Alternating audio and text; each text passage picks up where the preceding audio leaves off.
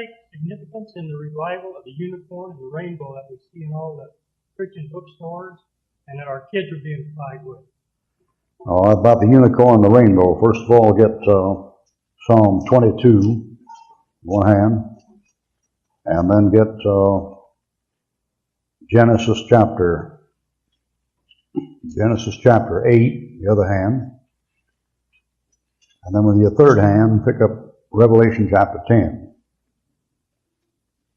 Now, the significance of this, first of all, in the rainbow is a sign of two things. First of all, it's a sign of peace on earth and God's covenant to bring peace on earth. And because of this, it's a picture of the second coming of Christ to bring peace on earth. In Genesis chapter 9, verse 13. I do set my bow in the cloud, and it shall be for a token of a covenant between me and earth. And it shall come to pass when I bring a cloud over the earth that the bow shall be seen in the cloud. We call it a rainbow. In the Bible, just called a bow. And it's called a bow because it's half. See, it goes like that. It's like a bow that you shoot. Like a bent bow, like that. That bow doesn't appear completely till you get to heaven. When you get to heaven, John said he saw a rainbow round about the throne. So up in heaven, that rainbow is a circle. If you want to see that, you see it best in a plane. If you'll find a plane about 22,000 feet and look down the cloud below you, you'll see the shadow of the plane going across the cloud, and there's a rainbow around the plane. And it's a complete circle. And there's a beautiful spiritual application there, and you'll understand it better by and by. You only see half of it down here. You see the rest up there. That's the spiritual application. All right, Revelation chapter 10. Now this thing here takes place right at the end of the tribulation.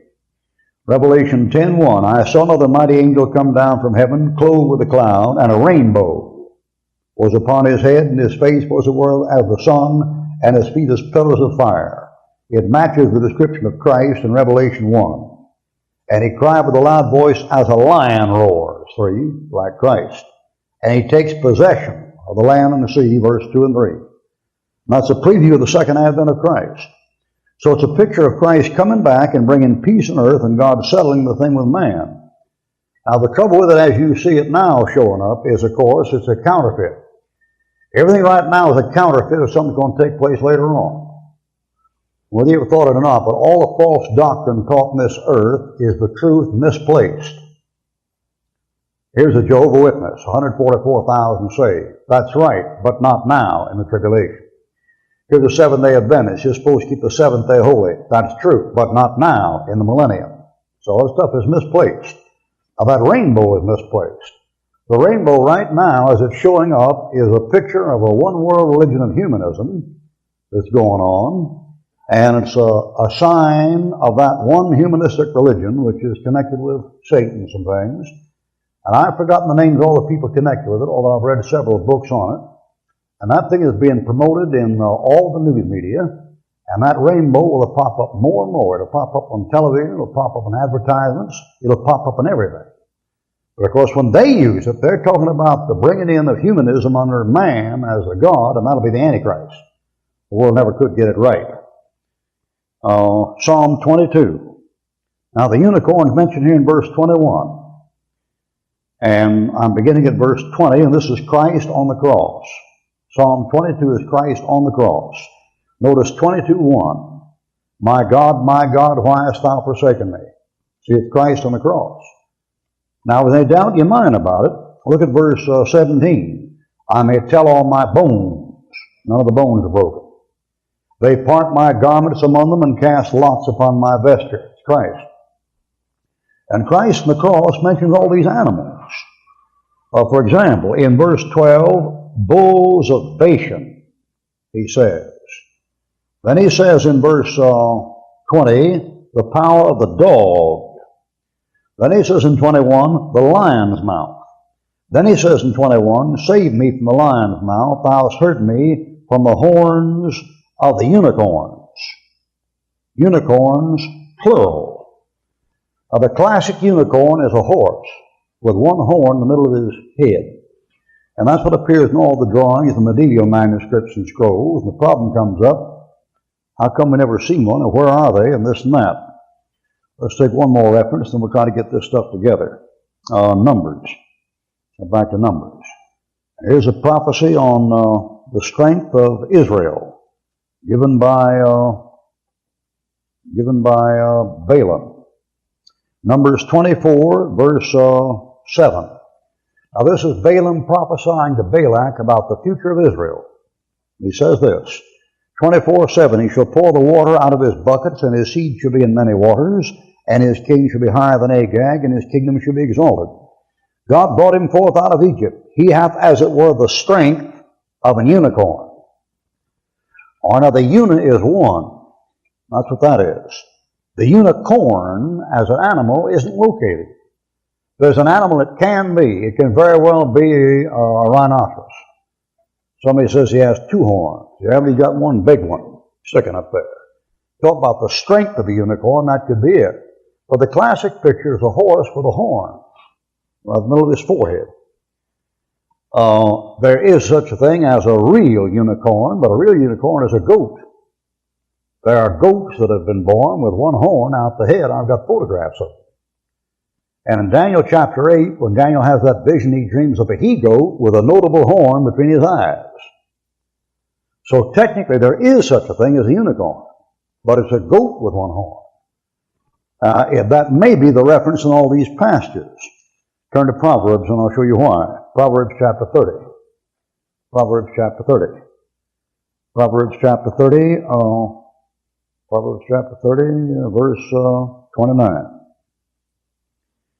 Proverbs 30:29. There be three things which go well, yea, four, calmly and going. A lion, which is strongest among beasts, and turneth not away from any. A greyhound, and he-goat also, and a king against whom there is no rising up. Now that he-goat there in Proverbs is mentioned in Daniel as a he-goat, and Daniel, that big horn between his thing there is the first king, and that first king is Alexander the Great, one of the greatest types of Antichrist in the Bible. So there's somewhere there the unicorn represents a one-horned goat, a one-horned horse, or a rhinoceros, and represents a picture of the Antichrist as far as power goes. Now the last possibility is this. Well, there are two other possibilities. The first possibility is there exists up in heaven unicorns. When old Elisha sees Elijah caught up in the chariots, he says, my father, the chariots of Israel and the horsemen thereof. And Elijah's caught up in a whirlwind of chariots of fire, horse of fire. Elisha says to the Lord, open the young man's eyes that he may see. And he opens his eyes and sees the mountains about covered with horses and chariots of fire. When you come back at the second advent of Jesus Christ, Revelation chapter 19, you come back on horses. But they're not physical horses. They're pure energy. They're fire. They're fire. And those things are called horses. Now, who knows whether they got a spike in the head or not? Nobody's ever seen it. Nobody knows. Maybe they do. One other possibility. The other possibility is that once upon a time on the earth, these things lived, and the remnant of those things is in the literature. That's why they mention them, but they became extinct at the time of the flood or thereafter. Now, a fellow tends to turn up his nose at interpretation, then he ought to go to school and study biology and see some really funny creatures. You study biology and see these animals they think live one time, and you can see how a unicorn could have been there just as quick as Stegosaurus or Triceratops or Brontosaurus or Pterodactyl, all that Donald Duck stuff. Those are just pictures they got in the book. They said all these things live. Well, let me tell you something. If those Stegosaurus and Brontosaurus and Pterodactyl and all that bunch could have lived, believe me, you sure could have had a horse with one horn on it. So the answer is they probably were there, but they're extinct, and they're a type of the Antichrist, and they may be type of real horses, and the real horses up in glory. So the constant repetition, that rainbow theme and that unicorn, is, for us, it's a picture that the second coming of Christ is right at the door. For the world, it's getting them ready for the Antichrist.